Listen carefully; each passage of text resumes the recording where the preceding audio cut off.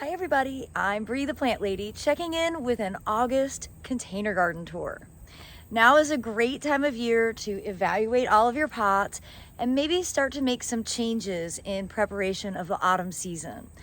I have a lot of containers, some of which are still very productive that I have no plans to change, but I have a few others that need some tweaks, which is perfect because it gives me a to-do list to take to the garden center. So without further ado, let's walk around and evaluate all of the containers that I have growing here in my Fuquay-Varina gardens. Well, let's start with the succulents. And what can I say? I love them. I especially love the mangaves now that they are starting to bolt and flower. And if you haven't grown mangave, you need to put them on your must grow list. Now they might not be hardy for everyone. Here they're definitely marginal. My plan for all of the succulents this year is to try and overwinter them in my new greenhouse, which I'm happy to report is going to soon be getting electricity and water, which will make it all of a sudden a space that I'm very excited about. As for the rest of the pots here in the fire pit bed, you can see the tomatoes are still growing strong, which is quite unusual. And I've got to say, the genetics of these dwarf heirloom varieties are really remarkable. Now, yeah, they're not that small. Like when you say dwarf, that word kind of is just a relative term. They're smaller than what they could be, but they're still quite large. I mean, you can see this one here, you know, they're all in pots because of nematodes.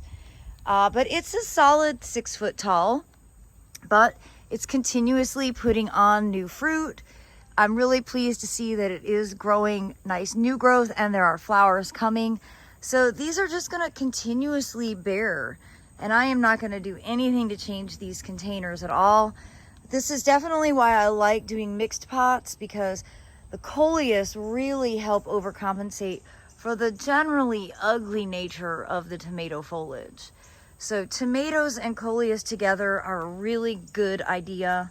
I'm also really liking this pot that has eggplant, pepper, and rosemary in it. And then over here you can see another coleus tomato combo, and of course lots more eggplant.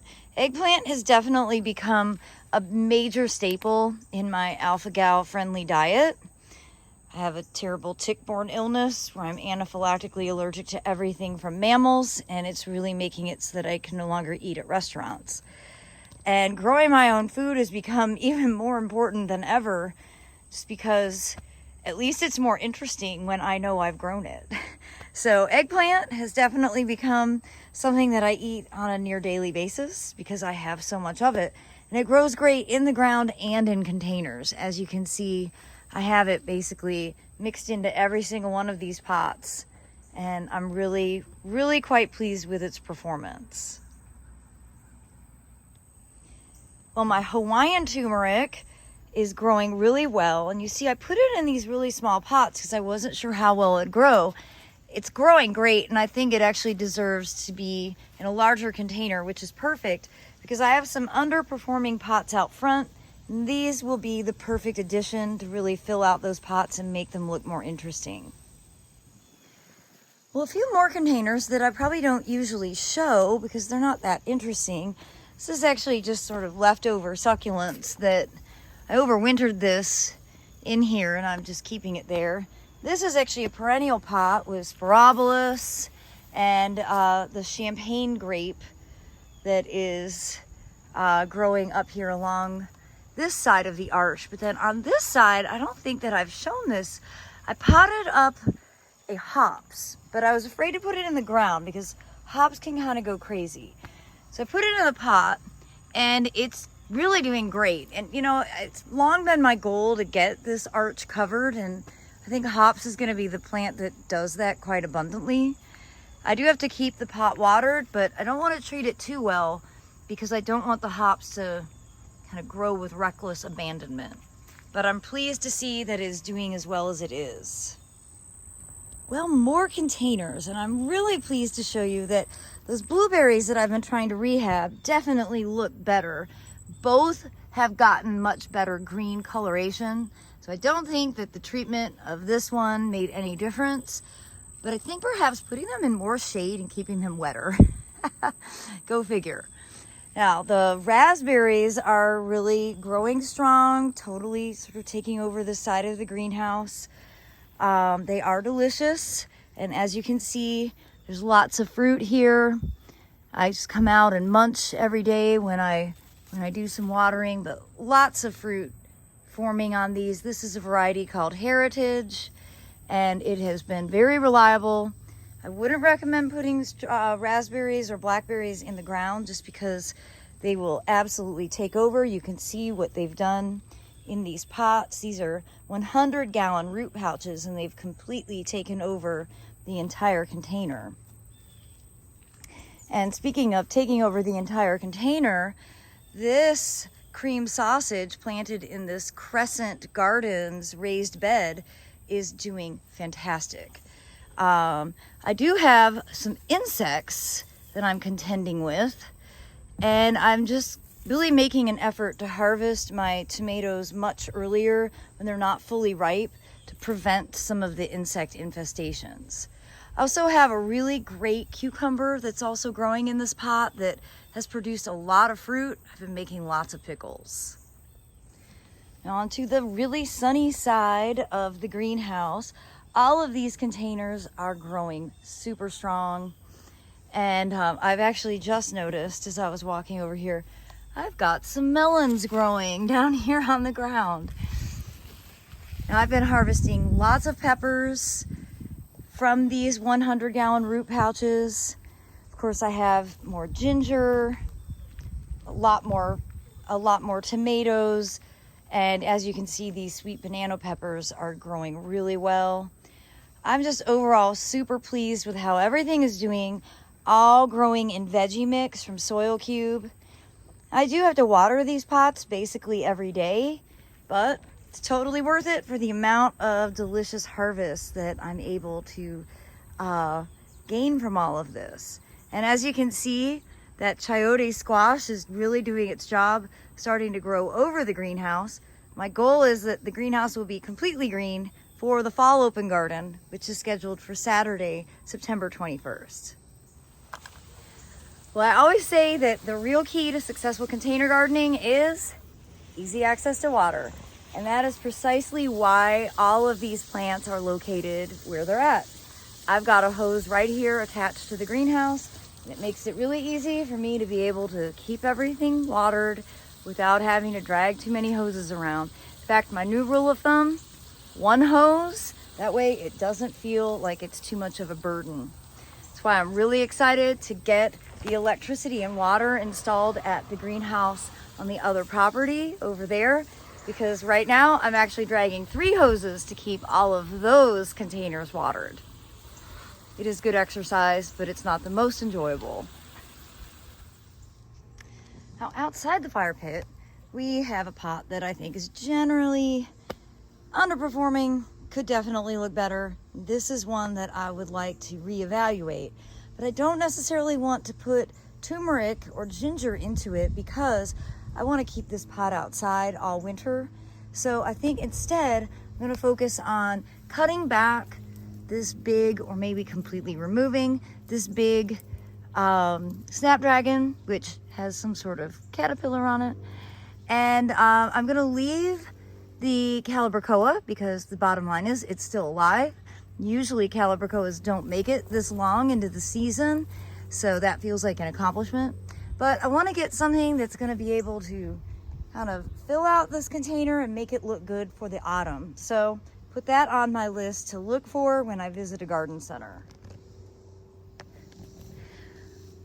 Well, these fabric bags that have cucumbers and tomatoes growing in them are doing well. Of course, the squash bugs just continue to be an absolute menace this year. I've just never had these before, and they are so bad. These bags require daily water, sometimes twice a day, depending on temperatures.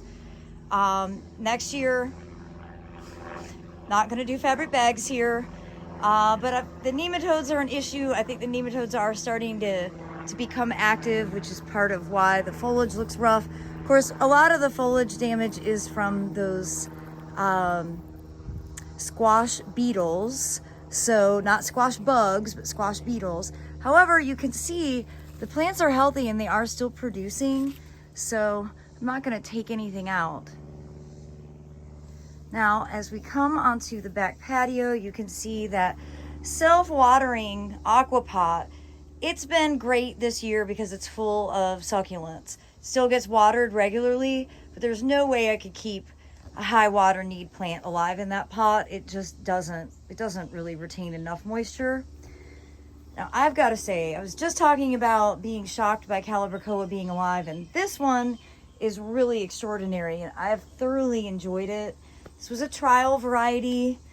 I'm not sure if I can find the tag at this moment. You know, and I put it here thinking it would die and the goldfish succulent would end up taking over. And I'm so pleased to see that they're all growing in harmony. And of course, we've got a Meyer lemon growing here that's starting to set fruit, which is great. And a trial dahlia from last year that actually came back in the pot. And more trial plants. That trial begonia is actually from, I think, 2020. It's been growing ever since. And that is mixed in with a key lime that is starting to be covered in fruit. This is like red-white bicolor begonia. And I'm not a begonia person, but I gotta say this one is extraordinary. And because I finally got with it and moved this jasmine into more shade where it gets watered every day, you can see it's doing great. It's completely covered in flowers. I've had this 5 years. This was actually 6 years. I don't know. How old am I? I got this as my 40th birthday present.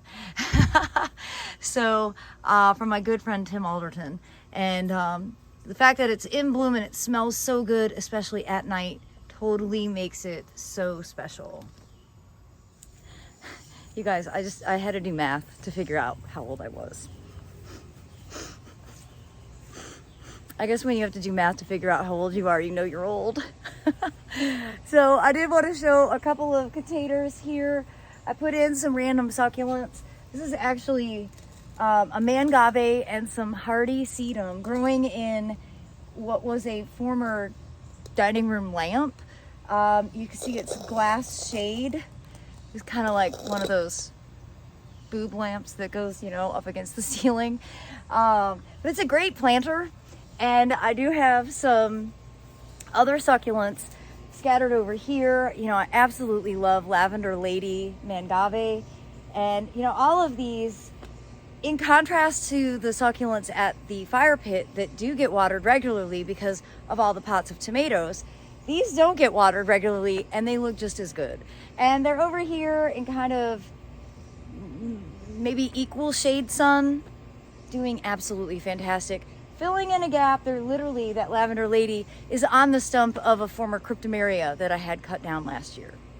And while I'm over here, I also wanted to show you a camellia that has been used and abused.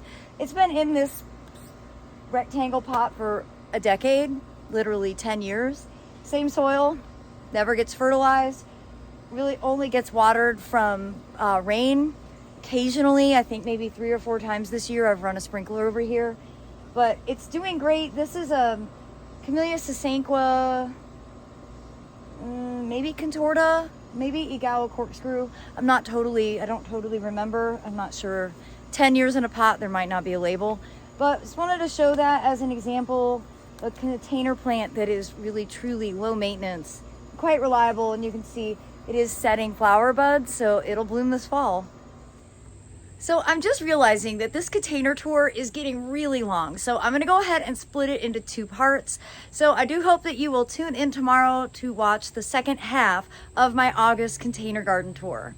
As always, thanks so much for watching and happy gardening, everybody.